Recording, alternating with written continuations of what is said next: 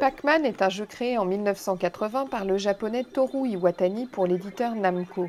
Jeu de labyrinthe, il consiste à faire avancer Pac-Man et à lui faire dévorer les Pac-Gommes sans être capturé par des fantômes. Pac-Man est l'un des jeux les plus célèbres dans le monde. Je me suis fait manger.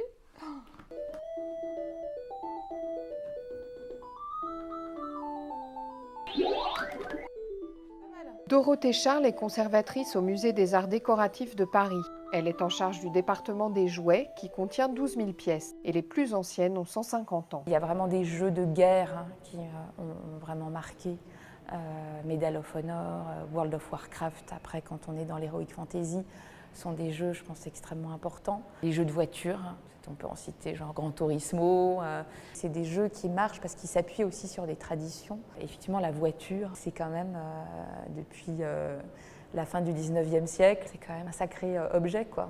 Et puis, oui, il y a aussi tous les jeux qui, là, vont s'adresser, alors plus, ça m'intéresse, à la fille. Parce que finalement, on est souvent dans une histoire du jeu vidéo qui s'est adressée beaucoup aux garçons. Donc quand je cite Pac-Man et Space Invaders, bon, moi j'y ai joué parce que je pense que c'était le début un peu des jeux vidéo chez soi et que c'était finalement pas encore si sexué. Mais tout comme le jouet est sexué, le jeu vidéo l'est aussi et reproduit voilà, des genres très marqués. Les maisons de poupées. Donc, si je prends l'exemple par exemple des Sims, il faut développer des histoires que finalement on va retrouver dans les Sims de manière différente, mais finalement c'est quand même aménager son intérieur, choisir une maison, y faire vivre des personnages, comment les habiller. Donc maintenant tout est plus normé, quoi. Comme le jouet, on commence à la naissance et puis on avance dans les tranches d'âge. Dans le jeu vidéo aujourd'hui, c'est aussi très marqué dans cette évolution-là. Donc je trouve que finalement le jeu vidéo a pris quand même beaucoup de son essence dans le monde du jouet. Faut que je les bouffe. Ah non, je peux plus les manger là. En même temps, c'est simple, hein, quoi. C'est des petits personnages, des gloutons, voilà, on doit manger tous les petits pointillés. Enfin, il y a quelque chose d'assez simple.